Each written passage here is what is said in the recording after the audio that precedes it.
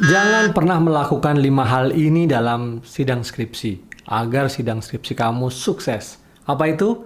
Simak terus sampai akhir.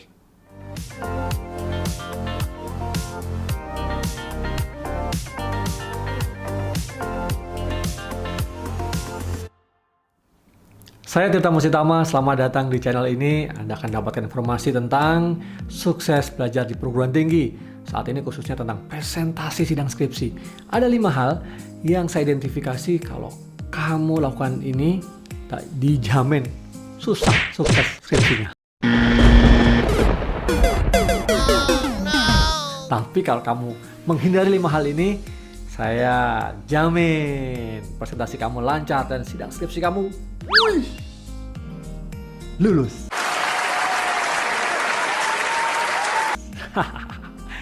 Baik, apa itu? Yang pertama adalah jangan menghafal. Jangan pernah menghafal presentasi Anda. Kalau Anda melakukan presentasi dengan menghafal, ketika 1-2 kata Anda hafalkan dan itu lupa, blank. Hilang sudah semua yang Anda hafalkan. Ya, paling tidak membuat Anda grogi atau kalian grogi gitu karena hafalan lupa. Kalau udah lupa nanti berikutnya gimana? Berikutnya gimana? Habis ini mau lanjut mana? Jadi Anda merasa kagok ya. Jadi jangan pernah menghafal. Lalu bagaimana? Clue-cluenya kalau dalam buat presentasi itu ada bullet points ya. Itu saja yang kemudian Anda ingat dan menjadikan itu hook atau menjadikan itu pertanda atau dijadikan itu sinyal gitu ya untuk kemudian kalau Anda baca itu jadi kamu ingat gitu. Oh iya, saya mesti harus ngomong kayak begini. Nah, dan keuntungan dengan tidak menghafal itu kamu juga tetap bisa berimprovisasi gitu maksudnya. Ya itu ya, itu jangan yang pertama. Lalu jangan yang kedua adalah jangan membaca. Wah, gimana Prof? Kan harus membaca presentasi. Ya, maksud saya kamu jangan membaca semua bahan yang ada di presentasi itu. Misalnya kamu sudah buat presentasinya, kamu sudah buat bullet point-nya. Nah, kamu persis membaca itu bahkan kalau dengan uraian yang panjang gitu. Ya.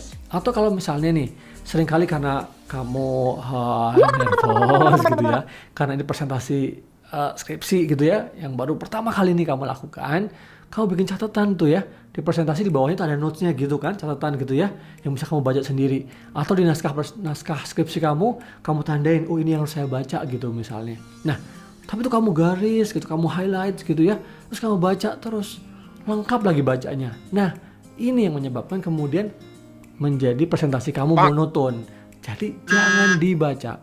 Nah, terkait dengan yang pertama tadi, jangan dihafal, jangan dibaca, ada bullet point-nya, ada poin-poinnya. Nah, ketika membaca poinnya itu, melihat poin itu, kemudian kamu jadi ingat, oh iya, saya mestinya bicara ini, saya mestinya mempresentasikan ini.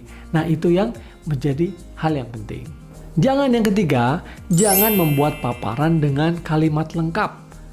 Apalagi kamu kopas dari naskah skripsi kamu, satu paragraf, kamu copy, kamu paste ya ke presentasi kamu. Big no, jangan ya. Karena itu menghilangkan banyak ruangan ya, space dalam presentasi, dan juga orang tidak akan tertarik dengan presentasi kamu. Pasti ini bosan banget. Boring. Masa PowerPoint ya isinya hanya pindahan dari naskah ke presentasi, ke PowerPoint gitu ya, atau ke Keynote atau yang lain. Nah, sekali lagi, misalnya ada dari naskah skripsi itu ada satu paragraf ya, atau bagian yang terpenting apa diambil intisarinya, taruh di situ. Nah, kembali lagi ya, kalau menurut saya sih karena PowerPoint ya, poin-poin yang powerful harusnya begitu. Dengan adanya poin-poin yang powerful itu membuat kamu ingat, oh ya saya harus presentasi ini, saya harus ngomong ini gitu. Nah, pernah nggak lihat presentasi yang satu slide-nya isinya kalimat semua? Bosan nggak? Membosankan nggak?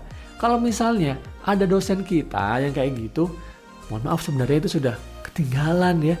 Nggak menarik kan? Kamu bosan pasti gitu.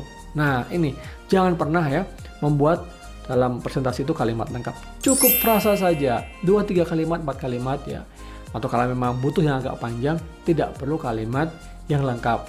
Maksud saya kalimat lengkap itu subjek, predikat, objek, keterangan gitu ya, SPOK. Dalam hal ini ketika membuat presentasi itu nggak penting. Yang harus dihindari menurut saya ya. Tetapi kalau di dalam naskahnya, nah kamu harus tulis lengkap dengan SPOK. Gitu maksud saya. Jangan yang keempat adalah jangan banyak kata-kata. Wow. Artinya apa?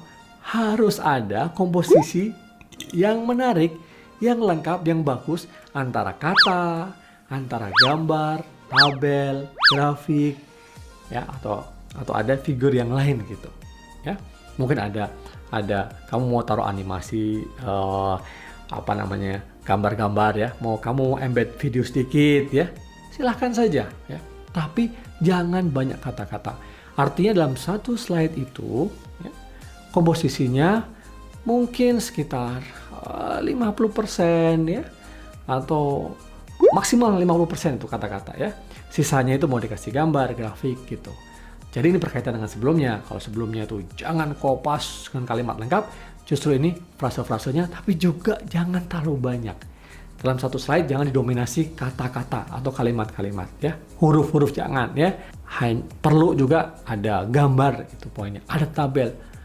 Kalau ada tabel, ada gambar, ada sisipkan gambar, ada sisipkan tabel, orang akan lebih mudah melihatnya dan menginterpretasikan hasilnya atau paparan Anda. Anda juga lebih mudah nanti menjelaskannya gitu. Sekali lagi itu kan jadi tidak monoton. Yang kelima adalah jangan datar intonasinya. Waktu Anda presentasi secara verbal, Anda harus berusaha bagaimana ada dinamika naik, turun, datar juga di mana. Penekanan yang agak keras seperti ini atau yang lemah lembut ya. Mungkin kalau ketika Anda presentasi dengan agak senyum dan ada yang riang gembira silahkan. Tapi kalau itu materinya mungkin agak sedih gitu ya, agak perlu ada penghayatan silahkan. Intinya apa? Dengan intonasi yang dinamis, yang naik turun akan membuat atensi dari penguji itu akan kepada Anda gitu.